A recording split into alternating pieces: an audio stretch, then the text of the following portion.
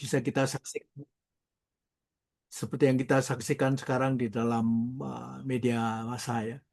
Jadi sekali lagi apa yang tertuang di dalam buku yang disebut sebagai perjalanan malam hari itu ya sekedar renungan-renungan lah.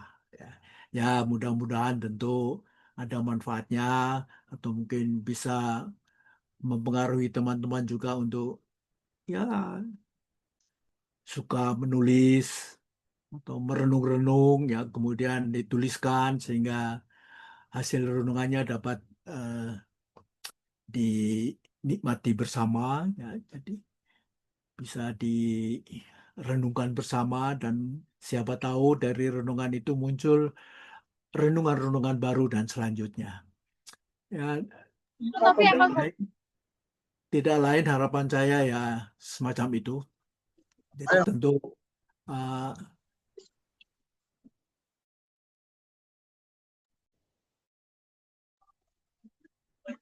Pak Yus, maaf, kemute Pak.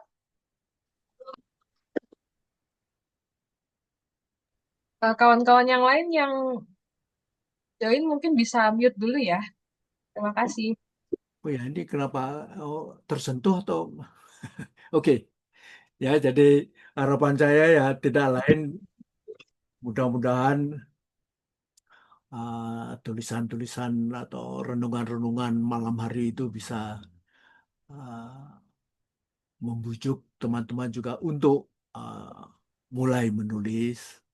Ya, siapa tahu apa yang sejauh ini didengung-dengungkan bahwa literasi Indonesia ini sangat rendah bisa muncul kembali mudah-mudahan sehingga tulisan-tulisan semacam apa yang saya tuangkan 20 tahun yang lalu itu dapat diperbarui seperti yang dilakukan juga oleh Omah. Jadi ini juga satu karunia luar biasa ya. Jadi saya merasa perjalanan malam hari Tapi itu kan musik eh, bergema ya. Jadi menimbulkan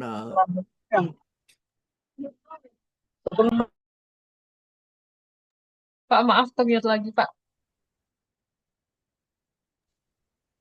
ya jadi Ya. ya situasi ini saya kira sudah jelas ya sekarang ya. Ya situasi ini saya kira eh,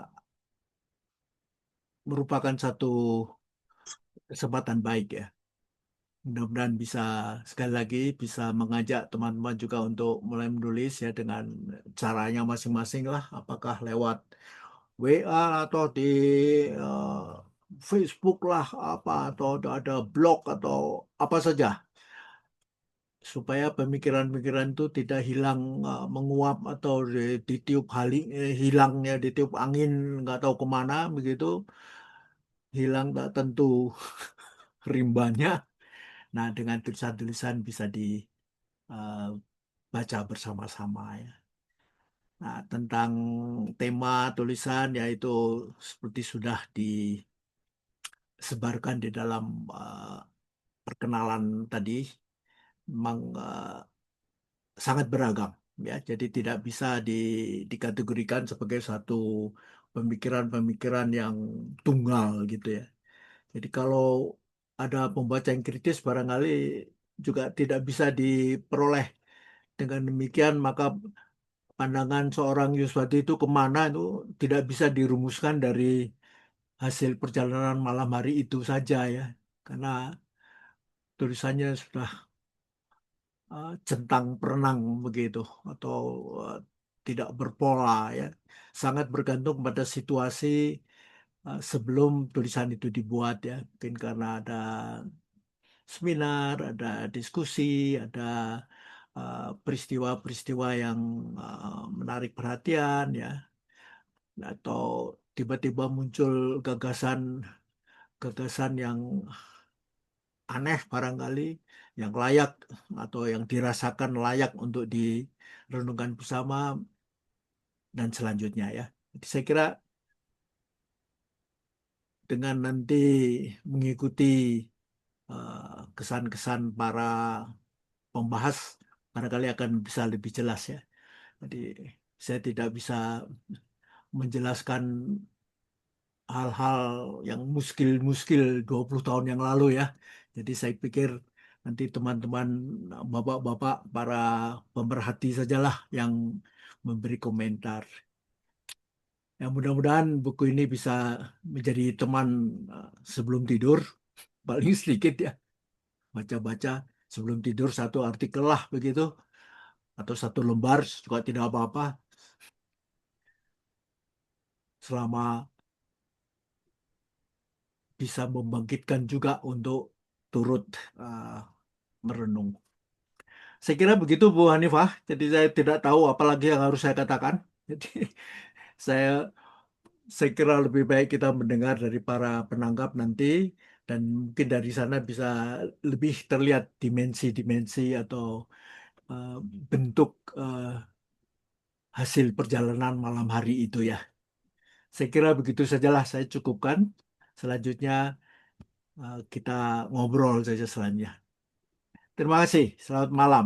Gimana, Bu Selamat Hanifah? malam. Silakan. Terima kasih Pak Yus.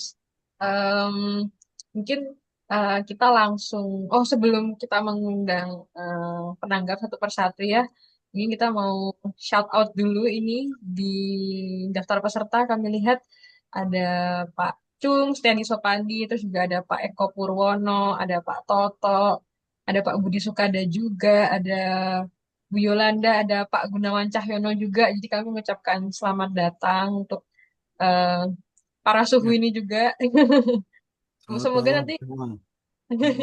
semoga kalau ada waktunya nanti kita juga undang untuk memberikan eh, tanggapannya gitu ya. Nah ini kita pertama akan mendengar tanggapan dari Bu Indah Widyastuti ya.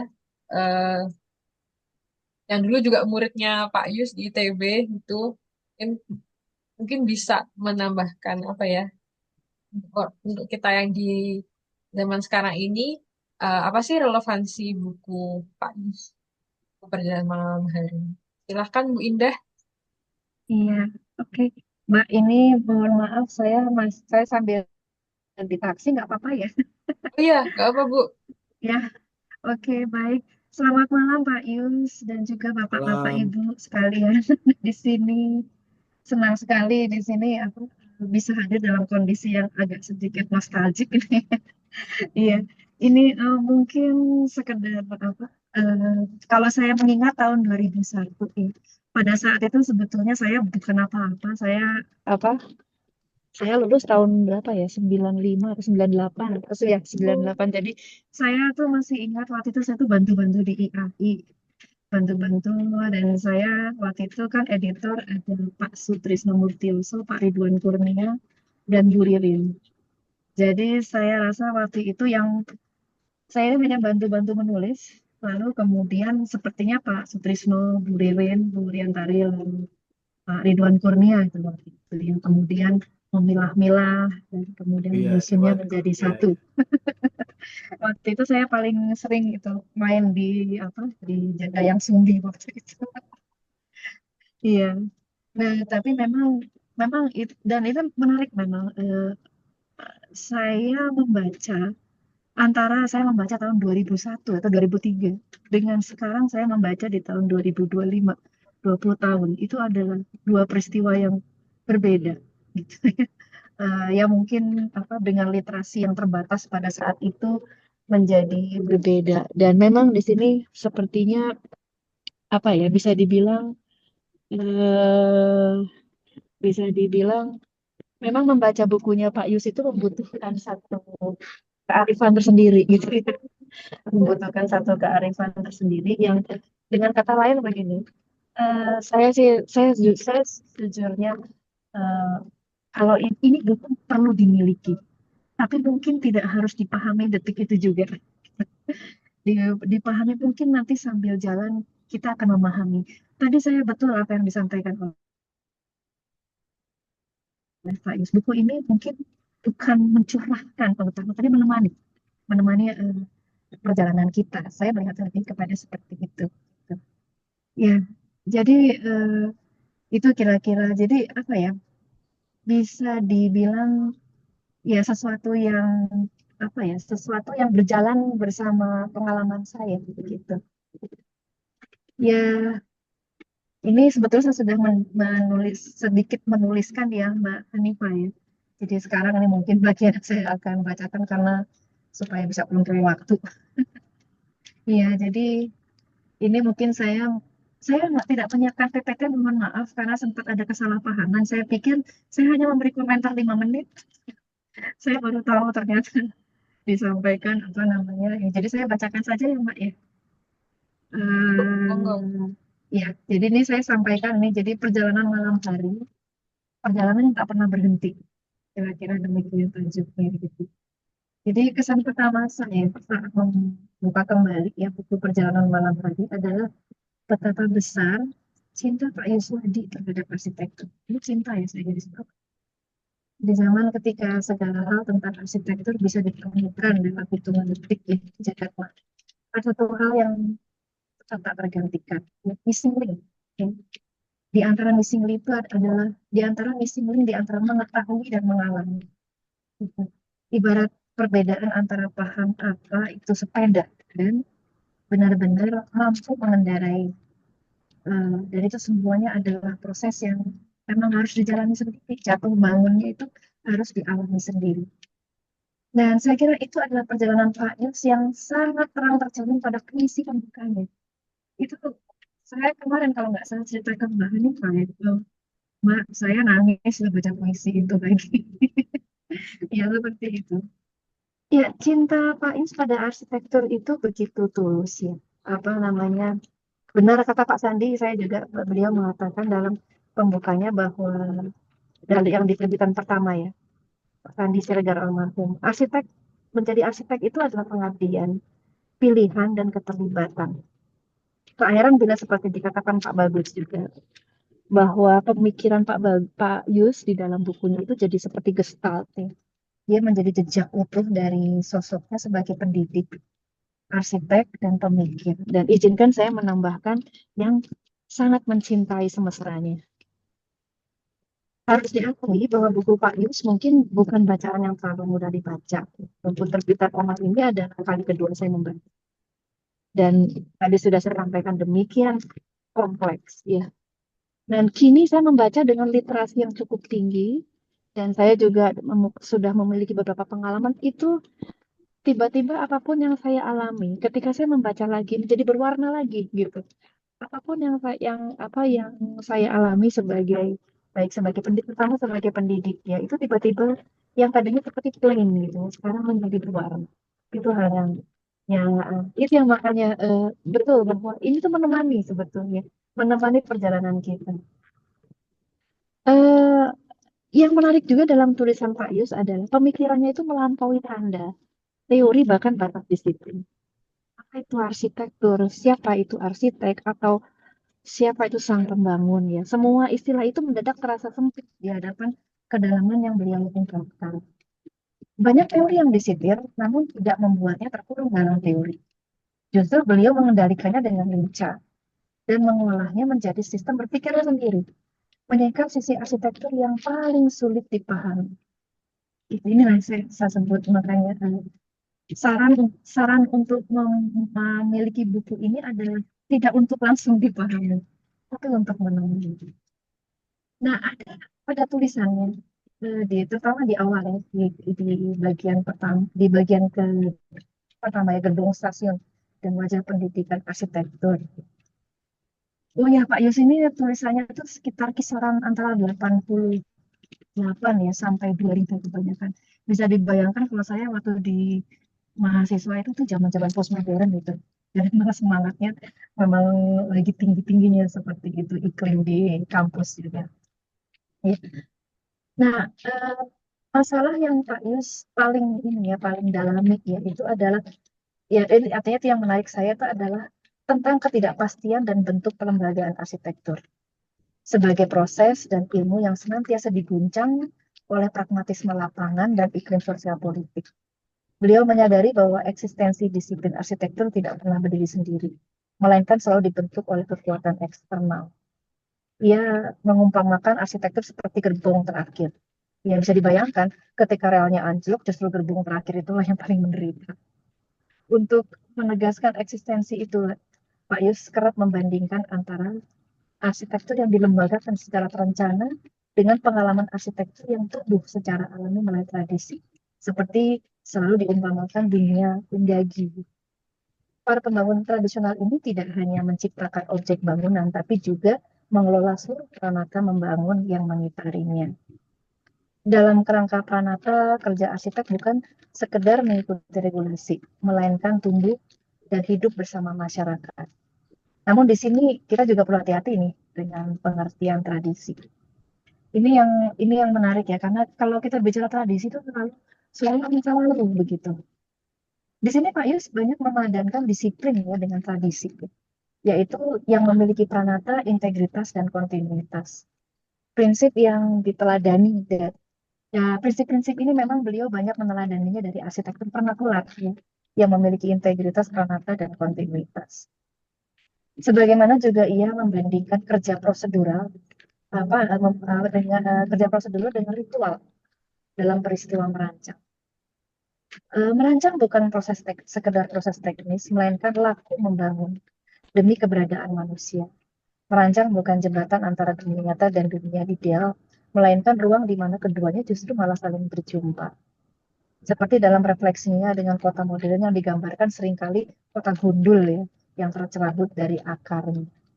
Ya benar juga sih, Amerika dibangun atas landasan demokrasi dan sejarah migrasi. India oleh kedalaman religiusitas Hindu. Lalu Indonesia ini apa ya? Nah, bagian mencoba menghayati arsitektur dan jati diri jadi terbaca sinambung ketika ia mengurai ketika cara manusia mengapresiasi arsitektur banyak beranjak empatik dari ya ini cerita tentang ini ya, tentang sejarah pengetahuan ya. Dari yang tadinya empatik, rasional, lalu menjadi saintifik, lalu kemudian menjadi kehilangan sifat puitisnya gitu. Dan pada titik ini manusia mulai terpisah dari alam, pengalaman menjadi tanda, dan sebagai konsekuensi logisnya pengelembagaan ini adalah identitas. Dalam keadaan identitas itu terus berproses seiring dengan pengalaman yang terus berubah. Nah, karenanya beliau mengajak kita untuk menolak pandangan identitas yang terlalu kaku dan final, dan justru melihatnya sebagai perjalanan yang terus berlangsung. Ya, saya kira dengan demikian lah ya keseluruhan pemikiran Pak Yusfadi ini dalam bagian-bagian ini membentuk satu kesatuan refleksi yang mendalam ya, yang bukan sekedar sebagai ilmu atau profesi, melainkan sebagai ungkapan kemanusiaan. Penerbitan buku edisi kedua ini menjadi pengingat bahwa arsitektur harus terus dibicarakan karena kreativitas selalu menuntut penulisan ulang. Arsitektur adalah teks yang tak pernah selesai. Hal ini memunculkan ide bahwa seharusnya sebagai generasi yang mengalami mengalami era kepengampuan beliau, seharusnya juga terus menulis dan inilah saya kira fungsi dari orang. Dan ini juga memberi kesadaran pada saya bahwa mungkin kita-kita nih, terutama yang Gen X nih, memang harus banyak menulis terutama. Karena kita ini adalah saksi ke belakang dan akan melihat yang ke depan. Transfer itu ada di saat ini. Saya kira sementara itu dulu, Mbak Hanifah. Apa namanya? Insya Allah kalau misalnya ada tambahan nanti saya akan menambahkannya.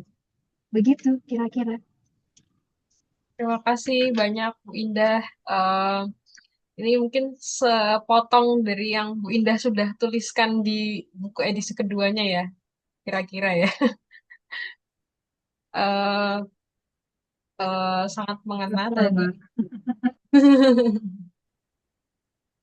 Ada penekanan tentang bagaimana buku ini semacam menemani gitu ya. Karena ternyata ketika dibaca di masa yang berbeda itu pemahamannya jadi bertambah lagi gitu. Semoga kawan-kawan yang lain yang mungkin sudah pernah membaca bukunya atau baru pertama membaca nanti bisa. Oke, sekali lagi terima kasih Bu Indah. Selanjutnya kita akan mengundang Mas Anas Hidayat. Ini juga beliau salah satu kontributor di perjalanan malam hari edisi kedua. Katanya nih ada paparan nih, Mas Anas. Silahkan. Ya, terima kasih, Hanifah.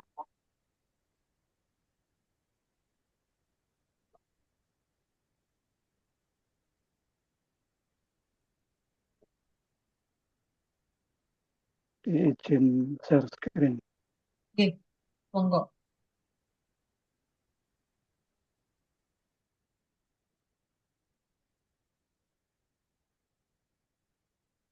Apakah sudah bisa terlihat Ya, sudah, screen? Mas, silakan. Jawab. Jelas sudah. Ya, jadi terima kasih.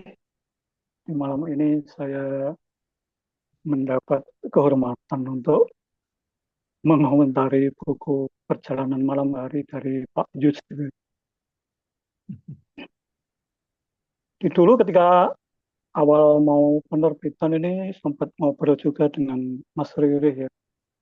Mas Riri waktu itu sempat tanya itu kalau diumpamakan di pewayangan itu siapa kira-kira Pak Yuswati itu. Lalu saya menjawab Bathara Ismaya itu. Jadi Ismaya itu dia dewa, itu kakaknya Bathara Guru, tapi dia juga sekaligus punakawan itu yang menuntun para kesatria. Dan kemarin karena diberi waktu yang terbatas ya karena ini banyak orangnya, jadi maka saya membuat sebuah puisi ya, yang kira-kira kalau dibacakan butuh waktu sekitar 10 menit.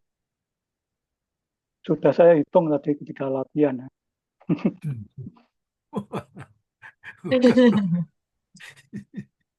Perjalanan malam hari, tahajud arsitektur Sang Wastu Brata Yuswati Thalia. Jadi saya sebut Wastu Brata karena Brata itu sebuah lagu ya yang ada unsur pengekangan di situ. Jadi seperti seorang pertapa. Jadi bukan sebuah perjalanan hura-hura gitu ya. Jadi perjalanan malam ini bukan dugem gitu ya. Jadi ini perjalanan yang kira-kira Pak Yuswati lakukan itu. Jadi dalam dunia praktisi sekaligus juga akademisi arsitektur.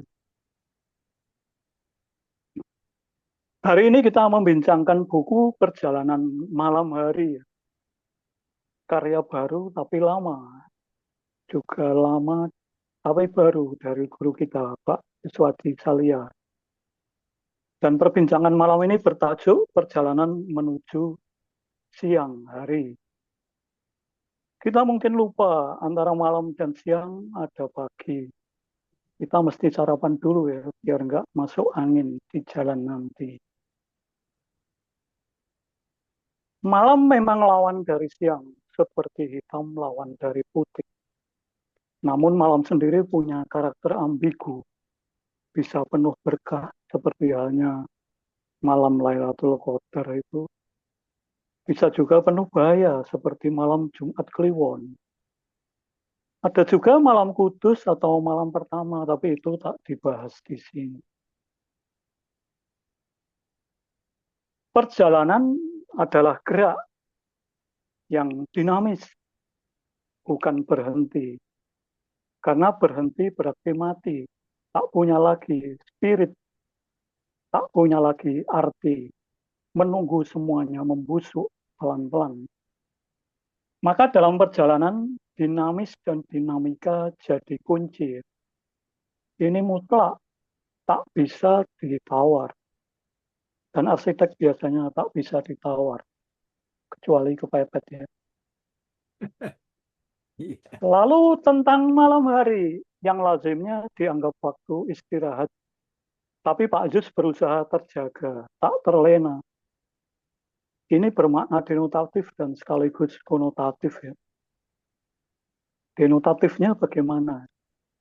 Ketika acara di Omah Library 12 Desember 2024 yang lalu, beliau bilang lembur sampai dini hari untuk membuat presentasi dengan AI.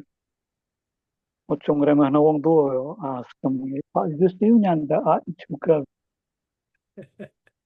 Lalu konotatifnya, ketika semua orang menganggap sesuatu itu biasa, wajar, atau normal saja, justru kita harus menelisik lebih tajam, lebih analitis, kritis. Jadi malam hari itu bukan hanya melek matanya, tapi juga melek rasa, melek hati, melek wacana. Gitu. Yang jelas perjalanan malam hari tentu perlu cahaya. Ini realitas yang tak terbantahkan. Manusia bukan makhluk nokturnal. Buku ini dan penulisnya adalah Dwi Tunggal, api dan nyalanya. Yang ketika tak ada yang tahu bisa berubah menjadi rubah. Ya, seekor rubah tua ya, yang di dalam pengantar atau epilog itu saya sebut sebagai the old fox yang sudah kenyang pahit getir manisnya kehidupan. Tempat bertanya, tempat mengadu, sekaligus juga tempat berdiskusi.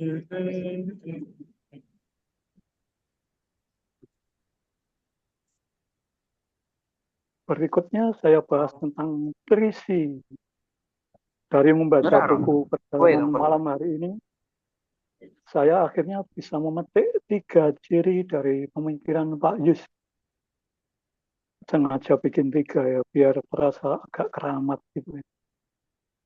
3, Trihita Karana, itu kan 3.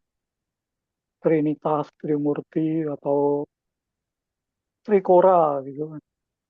Tapi di sini kita bahas trisi. Ada translimitasi, kemudian hiperkoherensi, dan interrelasi. Translimitasi ini dari kata dasar limit ya, batas itu yang pada akhirnya membelenggu.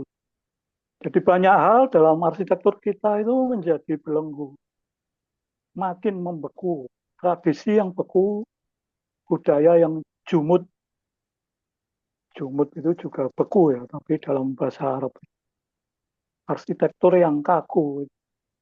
Bagi Pak Yus, mestinya kita berani menerobos batas, mengubah tradisi, budaya, identitas itu berjalan terus, bukan mandek. Gitu. Sedangkan kita sementara ini tak berani berubah, terperangkap dalam kekayaan yang kita warisi sendiri. Gitu. Jadi dalam banyak hal kita ini masih macet. Jadi kalau dilebihkan lagi, macet. Yang itu sebenarnya perlu menerobos limit atau batas-batas itu. Lalu berikutnya hiperkonsekuensi. Perjalanan malam hari juga bicara soal masa depan yang punya banyak pilihan. Atau mungkin juga persoalan di masa lalu yang punya banyak pilihan untuk penyelesaian. Dan di buku ini Pak Yus tak hendak menunjukkan mana yang kudu dipilih. Tapi beliau menunjukkan konsekuensi logis maksudnya. Kalau Anda pilih A, konsekuensinya begini, begini. Itu pun masih ada lanjutannya ya. Yang begini itu bisa membawa akibat ini atau itu. Kalau Anda pilih B, konsekuensinya begitu, begitu gitu. Dan yang begitu itu bisa memberi dampak ke sono, ke sana, ke situ. Jadi dari konsekuensi itu kita memilih gitu.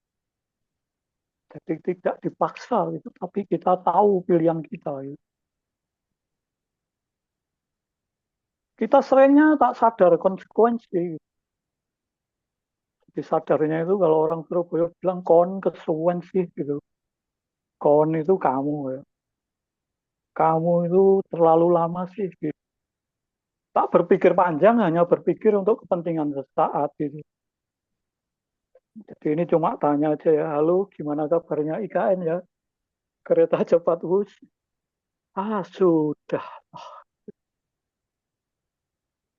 Bisa dibaca dengan gaya yang berbeda-beda ya. Kalau Wong Surabaya, wah sudahlah gitu ya.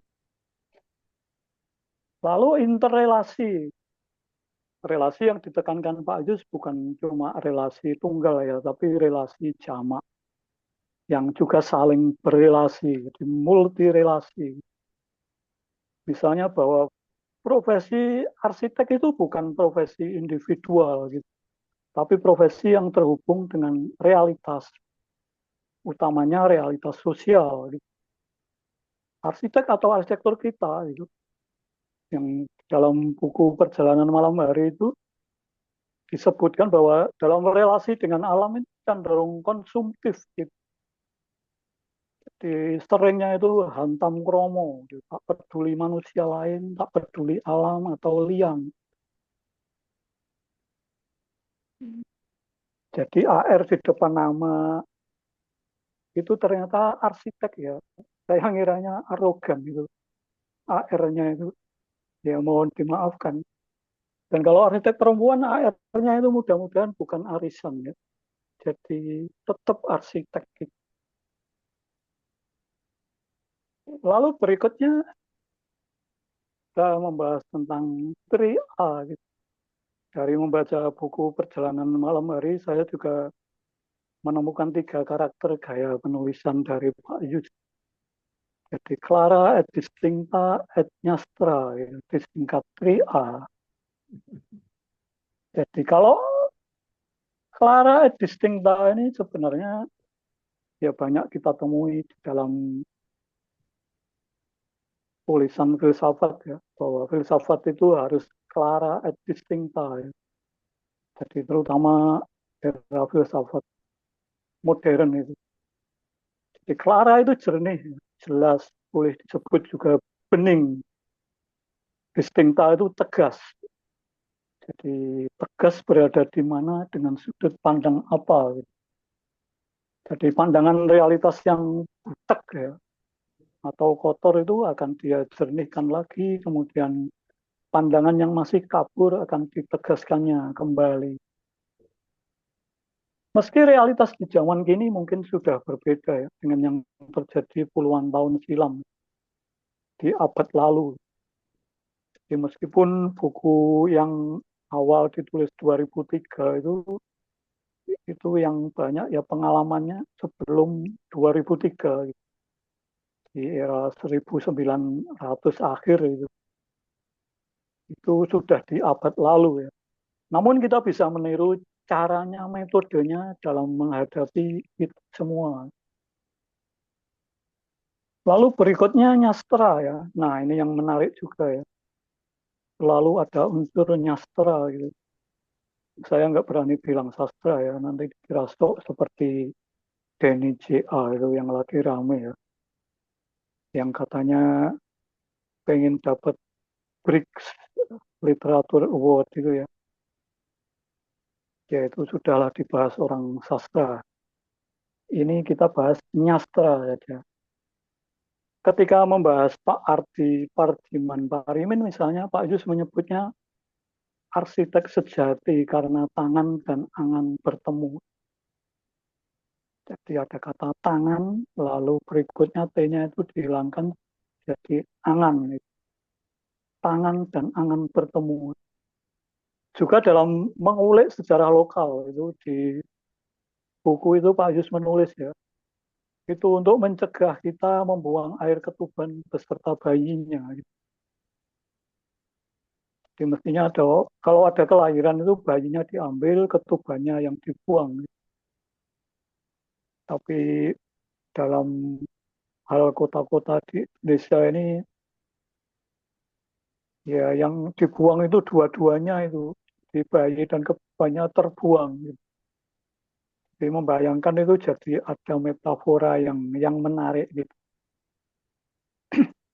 Kata-kata nyastra ini membuat membaca buku ini menjadi lebih enjoy. Lalu berikutnya di bagian akhir ini api dan ketapel. Jadi dari membaca Perjalanan Malam Hari kita mesti terjaga siang dan malam. Bukan berarti tidak istirahat, bukan ya. Boleh memejamkan mata kepala, tapi mata hati tak boleh terpejam. Dan yang jelas, api tak boleh padam. perjalanan malam hari tak akan berhenti. Api dari abad lalu berkelana hingga abad ini, bahkan ke masa depan. Layaknya bola api yang dipasang pada ketapel ya. Semakin jauh kau menariknya ke belakang akan semakin jauh jangkauannya ke depan. Surabaya, Kota Pahlawan, 31 Oktober 2025. Salam hormat dan sungkem ya. Dari Ar Anas Dayat. Jadi R-nya itu arsitek dengan S ya. Jadi kalau nggak ada S-nya saya nggak berani ya. Alias Wastu Miruda. Terima kasih. Sekian. Wassalamualaikum warahmatullahi wabarakatuh. Waalaikumsalam. Waalaikumsalam warahmatullahi wabarakatuh. Waalaikumsalam. Oh, ya, seperti biasa ya, eh, kita mendapatkan tafsir eh, nakal ya dari Mas Anas. Ini mungkin apa ya, lumayan mencairkan ini ya, pembahasan malam hari ini. Gitu. Semoga kawan-kawan yang eh, menyimak juga merasakan hal yang sama. Terima kasih sekali lagi Mas Anas. Ya, sama-sama. Kita akan lanjut ke penanggap selanjutnya. Ada Mas Cahyo Novianto.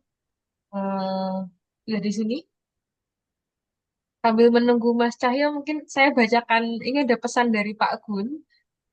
Saya izin bacakan ya. Mohon maaf kawan-kawan, saya tidak dapat ikut terus acara ini. Izinkan mengikuti secara pasif dan juga belum membaca bukunya sehingga tidak dapat menanggapi dengan bertanggung jawab katanya. Jadi saya berkesempatan bersama beliau di Dewan Aztek Indonesia. Beruntung saya sempat mengenal beliau sebagai manusia yang sapiens tulen. Ya, catatan saya yang singkat, silakan tafsir sapiens yang saya maksud. Izinkan saya keluar dari pertemuan karena ada acara lain yang menunggu. Dari Pak Gun, Pak Yus. Ya, terima kasih Pak Gun.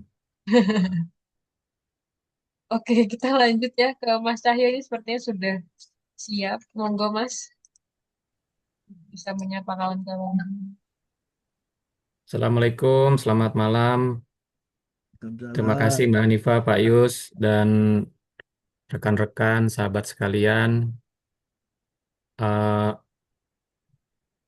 Terima kasih ya atas kesempatannya dan mungkin saya tidak memaparkan seperti Mas Anas, tapi saya mencoba mulai dari catatan-catatan saya juga tentang eh, bagaimana perjumpaan saya dengan Pak Yus ya, dan sebenarnya lebih banyak secara tekstual ya. Jadi seperti dalam tulisan saya di buku beliau bahwa sebenarnya saya itu pertama kali membaca tulisan Pak Yus itu sebentar saya cek itu di bukunya eh, ten- ulang tahunnya Romo Mangun ya.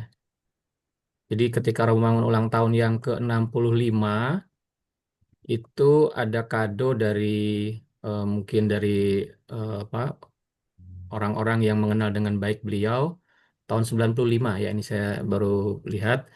Jadi ketika Romo Mangun tahun 95 berusia 65 tahun ya kan.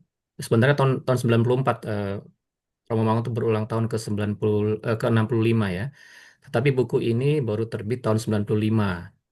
Judulnya adalah Mendidik Manusia Merdeka titik dua Romo YB Mangunwijaya 65 tahun. Pada kesempatan tersebut ya ada beberapa babak lah ya. Kemudian salah satu babnya itu tentang arsitektur, itu ada 5 penulis yang menuliskan tulisannya.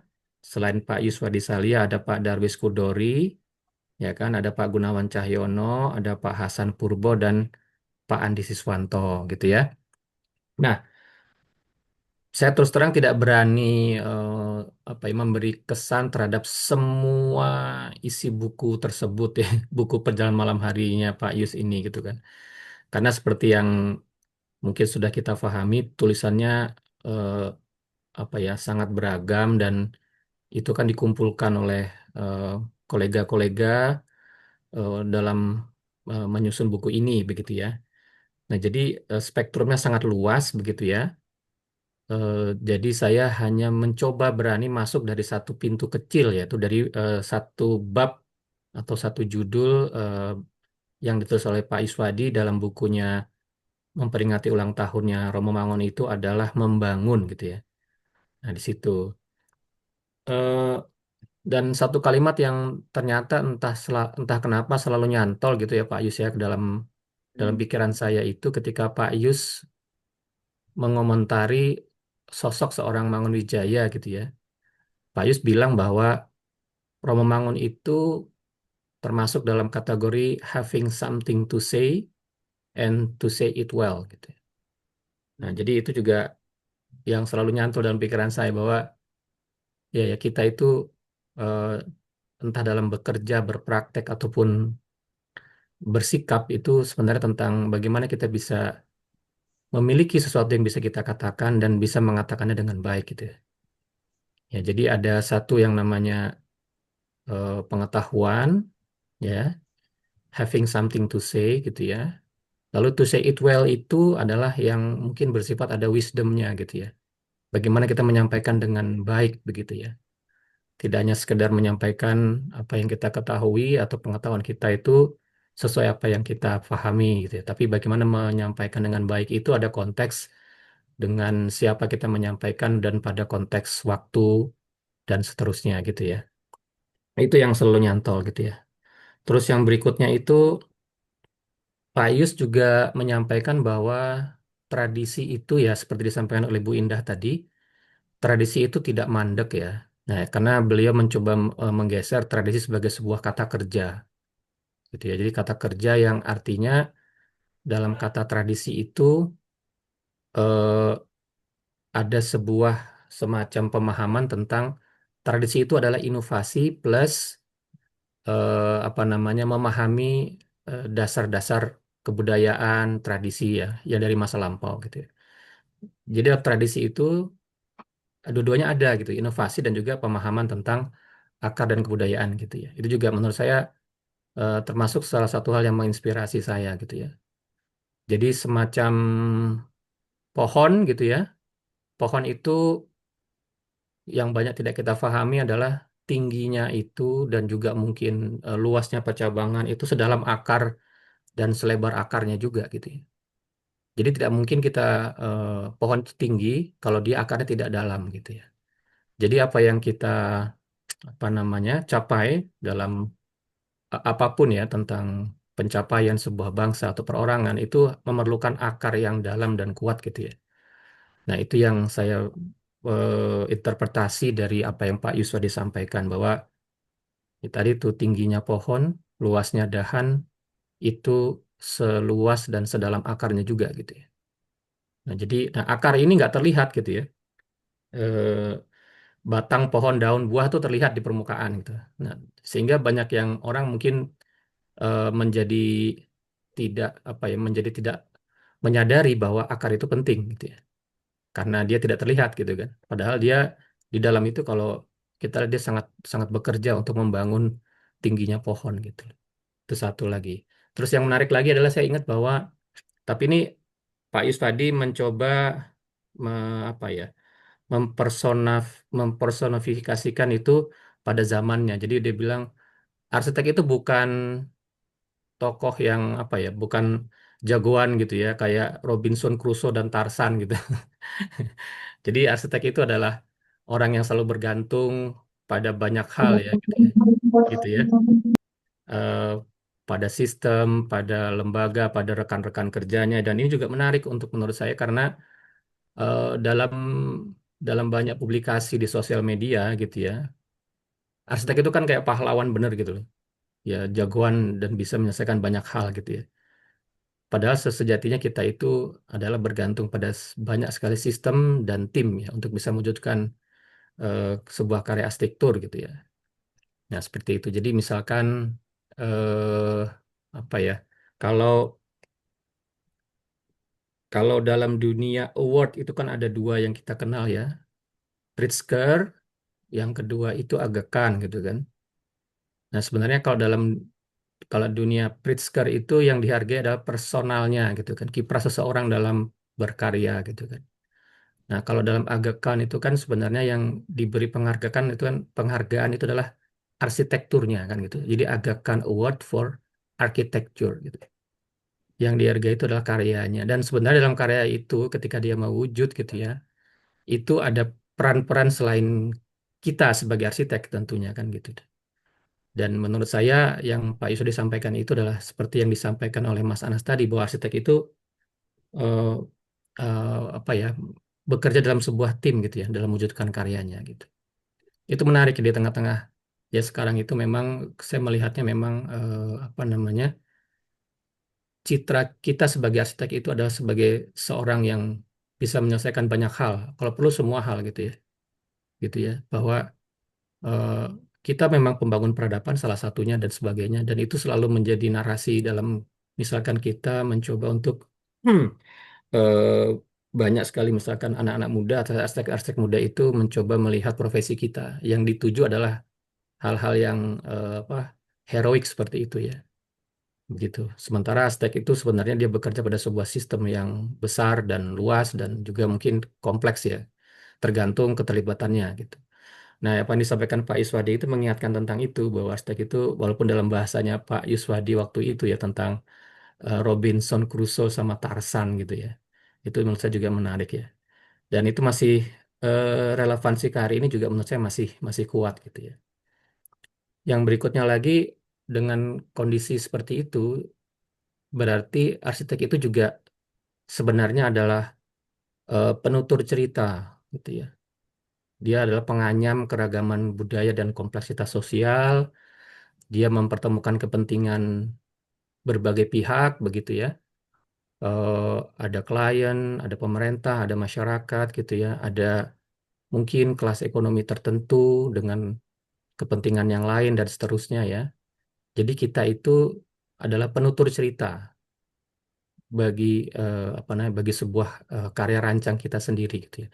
Dia adalah penganyam gitu ya. Penganyam kompleksitas dan keragaman gitu ya. Dan menurut saya juga ini salah satu pesan dari Pak Yuswadi gitu ya. Dan yang mungkin terakhir ya Mbak Hanifah itu tentang ini apa namanya? Bagi Pak Yuswadi itu dunia perancangan itu adalah dunia epistemologi gitu ya. Sebuah kegiatan yang melahirkan pengetahuan gitu kan. Jadi ini yang mungkin juga salah satu apa namanya tawaran Pak Yuswadi ya bahwa sebenarnya dunia perancangan itu sebuah kegiatan yang melahirkan pengetahuan gitu. Bukan hanya sekedar karya praktis gitu ya atau karya yang bersifat seni dan membangun dan seterusnya. Tapi dalam prakteknya kita itu juga sebenarnya melahirkan pengetahuan. Dan ketika dia melahirkan pengetahuan, seyogyanya dikembalikan lagi dalam dunia pendidikan gitu ya. Jadi dari praksis kita kembalikan ke dunia pendidikan gitu ya. Karena seperti halnya tadi logika akar dan pohon ya. Jadi pohon, dahan, daun dan buah itu adalah eh, apa namanya hulu dari hilirnya. Itu hilirnya itu adalah eh hilir dari sebuah hulu yang hulunya itu adalah akar gitu kan. Jadi pendidikan dan dunia praksis itu adalah sebuah siklus yang menurut saya juga saling berkaitan dan dunia praksis kita tidak akan berubah kalau dunia pendidikan kita tidak berubah juga kan begitu. Jadi makanya apa yang ditemukan, apa yang dicapai ataupun ya dirancang kalau dia sebagai sebuah kegiatan apa namanya yang menghasilkan pengetahuan, maka dia dikembalikan lagi ke dunia pendidikan gitu. Dan ini menurut saya apa yang Pak Yusuf disampaikan ini karena beliau memang berada pada dua sisi ya. Jadi beliau juga arsitek praktisi gitu ya. Dan beliau juga pengajar atau pendidik dalam dunia arsitektur gitu ya. Sehingga bisa membaca relasi antara dua sisi tadi begitu ya. Nah, saya kira sedikit yang bisa saya sampaikan ya, Mbak Hanifah, Pak Yus ya. Karena memang saya membaca banyak sekali tulisan Bapak di buku ini, tapi saya mau apa garis bawahi pada buku pada tulisan tentang membangun karena disitulah perjumpaan pertama kali saya dengan tulisan Pak Yuswadi ya tentang membangun gitu ya. Dan yang mungkin eh, tidak pada akhirnya tuh menjadi apa namanya menjadi sesuatu yang berkelanjutan sampai hari ini itu adalah gambar, dan ini juga saya sampaikan beberapa kali ke Pak Iswadi, gambar sketsa Pak Iswadi, atau saya nggak tahu, gambar kerja gitu ya, ketika ada sebuah ekspedisi ke Halmahera Barat gitu ya, di tahun berapa Pak ya, 80 awal atau 70 akhir gitu, tentang sambungan kayu dari apa namanya, dari sebentar, dari Halmahera Barat itu eh, ada 4 kerajaan kan di Halmahera Utara gitu ya. Nah, itu salah satunya itu ada detail sambungan yang sekarang sudah punah ya, dan disimpan di museum di Ambon, dan ternyata itu adalah salah satu inspirasi awal saya untuk menggeluti tektonika gitu ya. Bagaimana sambungan kayu tersebut, mungkin saya bisa tampilkan kali ya Mbak Hanifah, izin ya. Ya, bisa Mas. Ya, saya izin tampilkan ya. Apa yang dimaksud dengan sambungan kayu itu. Jadi di buku, sebentar saya cek dulu ya. Oh, sebentar. Ya, dia. Hmm, punya sebentar ya. Ini dia. Sudah nampak ya? Nah, ini eh, tapi detail yang ini dan detail yang itu ada pada bukunya Romo Mangun itu tentang membangun gitu ya. Dan ini detail ini sangat menginspirasi saya bagaimana saya mulai mempelajari tentang tektonika ya Pak Iswadi. Jadi dari buku Pak Iswadi lah, eh, tanpa mungkin saya sadari saya memulainya tentang tektonika tadi. Berawal dari detail ini yang ada di bukunya Pak Iswadi gitu ya. Ini adalah pengalaman personal saya tentang tulisan dari Pak Iswadi, bagaimana beliau. Jadi memang eh, tulisan yang powerful itu adalah tulisan yang bisa menggerakkan orang untuk berbuat gitu ya. Jadi menurut saya salah satu aspek yang saya alami secara pribadi ya dari tulisan Pak Yus adalah beliau membuat saya untuk berbuat gitu ya. Dan dari tulisan itulah saya memulai tentang mempelajari tentang tektonikanya. Dari buku, dari salah satu tulisan loh ya, belum semua tulisan ya, Pak Iswadi Salya, yaitu yang membangun tadi. Sebenarnya itu Ya, adalah sebuah catatan beliau tentang Romo Mangunwijaya gitu ya. Nah, jadi demikian kira-kira Mbak Hanifah, Pak Yus. Jadi terima kasih Pak Yus ya atas sih. Ya. tulisannya, sehingga itu membuat saya memulai sesuatu yang pada hari ini pun masih saya geluti gitu ya, tentang tektonika. Saya kira demikian Mbak Hanifah, terima kasih. Assalamualaikum warahmatullahi wabarakatuh. Salam. Waalaikumsalam warahmatullahi wabarakatuh. Terima kasih Mas Cahyo sharingnya. Saya sendiri juga ketika itu tentang Roma itu juga salah satu yang pernah saya baca dari begitu banyak artikel di buku Jalan Malam Hari, dan itu sangat membantu ketika Omah Library meriset tentang Romo. Jadi, sangat berterima kasih pada Pak Yuswadi. Nah, Hmm. baik, kita lanjut ya ke penanggap berikutnya. Ada Pak Uni Gunawan. Ih, katanya ada yang mau ditampilkan. Silakan Pak Undi. Oke, terima kasih, Mbak. Suara saya jelas? Ya, jelas, silakan. Oke, selamat malam, Oma Library. Selamat malam teristimewa untuk Pak Yuswadi sebelumnya. Oke, saya izin menampilkan sejenak. Pertama-tama saya sampaikan terima kasih kesempatan ini untuk bisa memberi sedikit komentar atau highlight terhadap baik sosok Pak Yuswadi maupun terhadap buku Malam Hari yang sudah terbit, yang kemudian diterbitkan kembali, dan beberapa penggalan juga yang saya kontribusikan ke dalam ya, beberapa komentar dari edisi yang terbaru. Tapi di kesempatan malam hari ini, saya justru ingin mengembalikan panggungnya gitu ya kepada Pak Yuswadi gitu, terutama yang tercermin atau yang tertampil pada tulisan-tulisan beliau. Jadi bintang utamanya dari highlight saya malam ini pun adalah buku Pak Iswadi. Oke, Oke, ya. Eh, jadi izinkan saya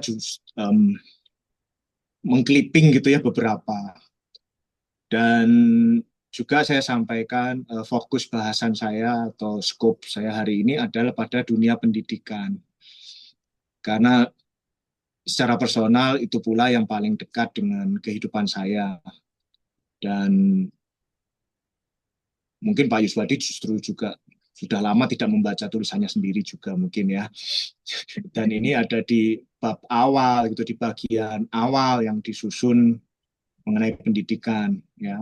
Pak Bagus juga mungkin ketika menyusun ini buku ini dulu kan juga punya intensi itu juga ya, dengan sosok Pak Yuswadi yang memang um, memfondasikan gitulah ya pemikirannya segala macam pada dunia pendidikan. Jadi ini beberapa clipping saja dengan highlight yang justru sifatnya menjadi undangan ya, menjadi semacam invitation, jadi undangan ya bagi mungkin generasi-generasi yang berbeda gitu, dari Pak Yus, dari saya ya, dari Mbak Hanifah bahkan gitu ya, ya generasi-generasi untuk lihat nih apa yang pernah direnungkan, apa yang pernah dipikirkan Pak Yuswadi pada suatu masa, pada suatu konteks tertentu. Dan kalau direfleksikan kok ya memang nothing new under the sun ya gitu. Tapi kok masalahnya masih sama saja gitu ternyata. Ya, mungkin ini akan dekat juga dengan mereka yang mungkin masih kuliah. Ini akan dekat juga dengan mereka yang berprofesi sebagai dosen. Ini mungkin akan dekat juga dengan mereka-mereka yang mengelola pendidikan arsitektur, atau mungkin juga ini bahkan sebuah renungan juga buat Omah Library. Ya, jadi beberapa nih highlight merah gitu ya dari bab 1 nih dari bukunya Pak Yus ya, tentang pendidikan arsitek. Ya, oke, pemikiran, perjuangan dan harapan. Ya, saya nggak bisa menilai seberapa banyak porsi pemikiran, seberapa persen porsi perjuangan dan seberapa persen porsi harapan gitu ya. Ya, tapi di sini kita akan lihat ya dengan beberapa highlight yang saya coba tampilkan gitu. Terutama Pak Yus, entah nih ya, ini Oktober 1993 nih. Saya kutipkan di situ ya. Apa yang dihadapi Pak Yus ketika itu, tapi yang justru menjadi fondasi sih, titik target ya, sasaran Pak Yus atau kemudian renungan Pak Yus adalah pendidikan formal gitu, yang dinilai Pak Yus kaku atau bahkan angkuh gitu ya, karena ternyata lembaga tidak mengenal konsep person ini ya. Lembaga ternyata melupakan manusianya, begitu mungkin begitu yang dimaksud. Terus lembaga itu seperti batu, selain sulit dicerna, sulit juga dihancurkan. Ya. Ini luar biasa, ini pesan-pesan yang sangat mungkin radikal, tapi disampaikan dengan cara sangat santun dan halus begitu oleh Pak Yus saat itu. Setidaknya ketika ini tertuang di mesin ketik, saya nggak tahu nih 1993 nih mesin ketik atau sudah WordStar seperti itu ya, nanti Pak Yus malah mungkin Ketik. bisa ya WordStar atau WordPerfect yang masih DOS itu untuk monitor warna hijau itu mungkin. Tapi ini kalimat-kalimat yang kok kalau dibaca sekarang kok masih relevan gitu ya, terutama buat saya yang berkecimpung di dunia pendidikan. Anyway, terus lanjut yang nomor 2 gitu. Ini ada harapan nih yang tersemat di kalimat Pak Yus nih. Kurikulum selalu mengacu sedikit di depan. Ini harapan atau sindiran, ini juga halus sekali nih Pak Yus menuliskannya nih. Gitu. Ya. Jadi kurikulum tuh mengacu pada yang di depan, tapi sedikit aja, sedikit nih. Karena memang kemampuan untuk melihat ke depan itu memang manusia tidak miliki gitu. Mungkin Pak Yus sadar sekali ini gitu. Ya. Terus muncul harapan juga gitu ya. Struktur kurikulum disusun sedemikian hingga diperoleh sedikit, nah ada kata sedikit lagi nih, ruang gerak untuk menampung kondisi-kondisi sesaat. Jadi maksudnya kurikulum itu bisa responsif, gitu ya. Kurikulum bisa fleksibel, gitu ya. Ya di sini nih kan, kurikulum pendidikan profesional formal selalu mengandung fleksibilitas. Ini harapan ya, Pak Yus ya, mungkin ya. Saat itu tahun 1993. Jadi bagi generasi yang tidak mengalaminya, ya refleksikan saja dengan pengalaman masing-masing. Tapi ini bagi saya renungan yang luar biasa gitu ya tentang pendidikan.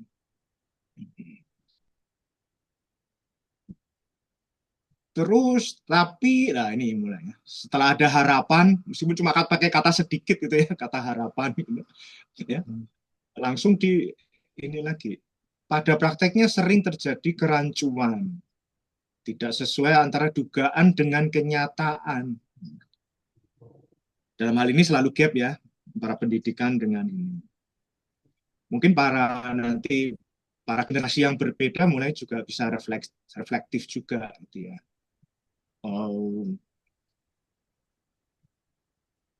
Terutama yang baru lulus gitu ya. Gue udah kuliah nih, udah kelar nih kuliah. Sekarang mulai masuk kerja. Wih, ternyata yang aku pelajari di kuliah banyak kepake loh. Misal. Atau sebaliknya,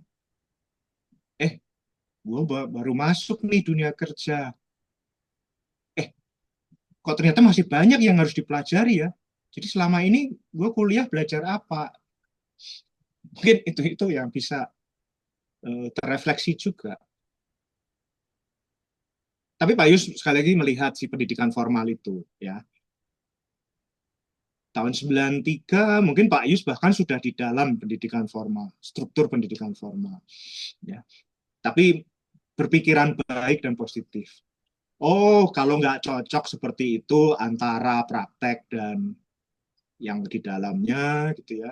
Kalau nggak cocok antisipasi dengan masa depannya, oh mungkin cuma karena kurang informasi. Mungkin udah tahu kalau produk dari kurikulumnya, produk dari pembelajarannya, itu pasti akan miss deh. Tapi nggak mampu memperbaiki. Jadi Pak Yus mulai refleksi nih. Jadi jangan totali salahkan gitu ya. Mungkin ini atau karena memang tidak berdaya karena birokrasi dan seterusnya. Atau mungkin karena tidak berani. Gitu. Apalagi di tengah ya kondisi sekarang gitu ya. Kan katanya kita surplus demografi, tapi kemudian mana 19 juta lowongan kerja, seperti itu ya, kalau renungan-renungan kontemporer. Dunia pendidikan tahu, mungkin miss. Atau karena konservatif, gitu ya. Atau ya menyerah saja pada kehendak sejarah. Nanti tiap generasi pasti punya jalannya deh. Karena tiap generasi punya pendapatnya deh. Bayangkan ini ada di bab pertama yang disusun di buku itu, gitu ya.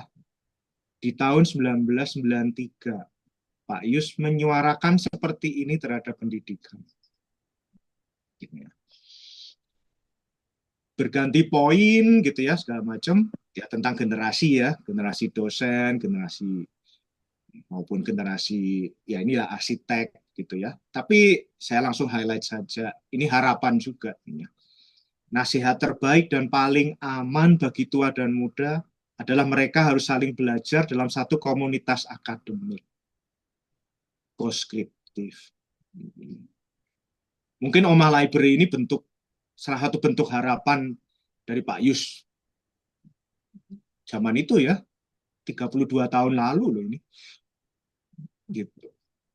Ketika tua dan muda saling belajar dalam satu komunitas.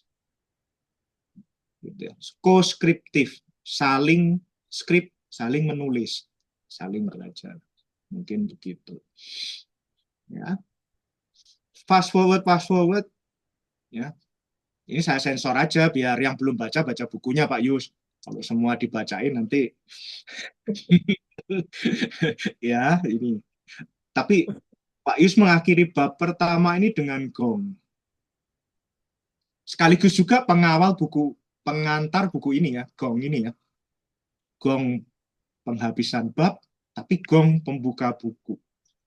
Yang dimulai dengan mengheningkan cipta.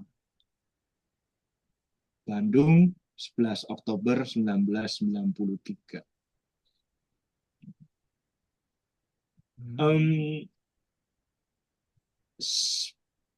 Ya.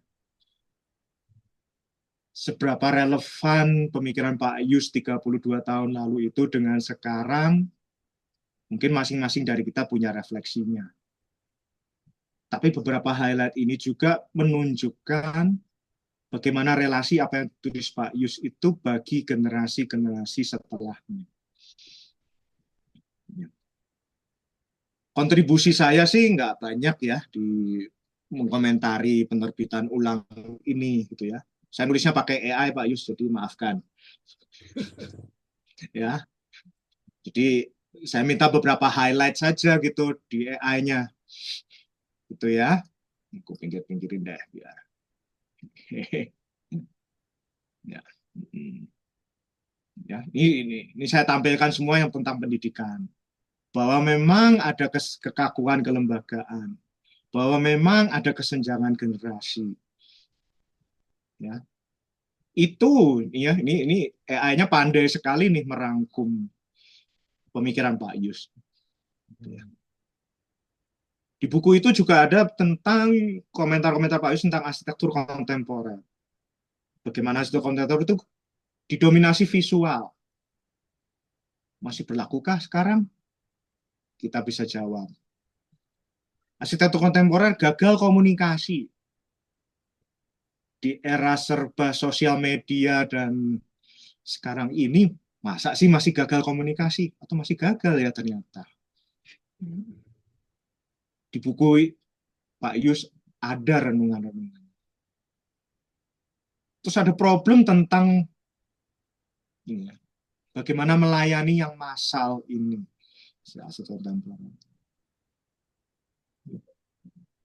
Terus poin ketiga, yang mungkin juga ketika saya minta nih poin-poin dari buku Pak Yus, adalah tentang sejarah dan pengajaran sejarah.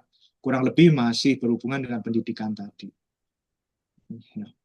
Sejarah masih diperlakukan sangat fundamentalis gitu ya, tentang sejarah, otentisitasnya, atau peluangnya untuk menjadi benih kreativitas. Mungkin juga concern semua orang, bahkan panjang sampai sekarang, dominasi perspektif Western Barat pada sejarah. Sejarah kemudian masih fokus pada kronologis. Di era hyperlink apa semuanya ini, GPT dan seterusnya, gimana nih saturasi kronologi gitu ya pada sejarah. Terus sejarah jadi kurang kontekstual. Karena orang membicarakan sejarah, membentuk sejarah dengan cara yang sudah sangat berbeda. Terus sekali lagi gap teori praktek, dan sekali lagi tentang mungkin identitas dan sudut pandang. Jadi apa yang saya sampaikan dengan clipping ini ya, bahkan cuma baru secuil gitu ya. Ya. Sekali lagi merupakan invitation, undangan ya, terutama bagi yang belum belum membaca bukunya Pak Yus ini, ya, agar menjadi renungan-renungan baru dan segar di era sekarang ini. Mungkin demikian dari saya, Mbak Hanifah. Terima kasih. Terima kasih kembali Pak Udi. Boleh saya Eh, memberi komentar sedikit, Bu boleh Hanifah. Pak, silahkan monggo. Terima kasih, Pak Udi. Ini gagasan-gagasannya. Ya, itu semua sebenarnya eh, saya juga bukan pemikiran asli semuanya dari saya ya. Saya juga ambil dari beberapa sumber begitu. Seperti tadi dari eh, Mas Sahyo tadi juga yang having something to say and to say it well itu sebenarnya ya kutipan saya dari seorang kritikus Inggris, saya lupa ini penulisnya siapa. Sudah pikun ini. Tapi itu mencerminkan pemahaman saya tentang Romawangun gitu ya. Jadi Romawangun tuh has a lot to say ya. Jadi dia having something to say. Itu banyak yang ingin beliau katakan dan mengatakannya dengan bagus begitu. Jadi ini sesuai dengan apa yang saya baca dari kritikus tadi sastra Inggris tadi ya. Beliau juga mengatakan uh, penulis yang baik tuh harus ya having something to say. Kita harus mempunyai sesuatu untuk disampaikan begitu. Dan menyampaikannya dengan bagus. Nah, itu lalu saya terapkan pemahaman saya itu kepada Romo Bangun ya. Jadi tadi Pak Gun banyak sekali Pak Undi ya mengutip ya itu tidak seluruhnya pemikiran saya ya. Yang mohon diketahui lah. Saya juga belajar ya. Jadi baca-baca. Jadi tidak semuanya pemikiran saya. Tentu bahwa saya mengatakannya ya saya meyakini kebenarannya begitulah. Jadi saya ya pengikut-pengikut gitu juga lah ya karena saya jadi ngeri mendengar komentar teman-teman nih sepertinya Pak Yuswadi ini luar biasa bukan gitu ya. Saya juga eh, baca dari eh, para pemikir pendahulu-pendahulu ya kita semua. Saya kira itu saja yang ingin saya sampaikan supaya nanti para hadirin ya tidak tidak terbawa kepada ini puja-puji para pembahas kita ini malam ini. Tapi terima kasih, Pak Undi. Terima kasih, Undi. Mas Sayo juga tadi ya. Terima kasih. Terima kasih Pak Silakan, Yus. Ya, silakan, ya. Andifa. Terima Bu kasih Hanif. Pak Yus dan Pak Undi juga. Eh, luar biasa so far mendengar dari para penanggap. Mengingatkan saya juga terhadap pengalaman membaca eh, belum semua ya, tapi potongan-potongan tulisan dari Pak Yus. Kita mungkin undang penanggap selanjutnya ada Bu Altre. Eh, apakah sudah bisa bergabung Bu Altre? Selamat malam. Selamat malam, silakan. Selamat malam Pak Yus. Malam, Yudi. Ya, terima kasih sebelumnya untuk kesempatan. Bentar ya. Ini.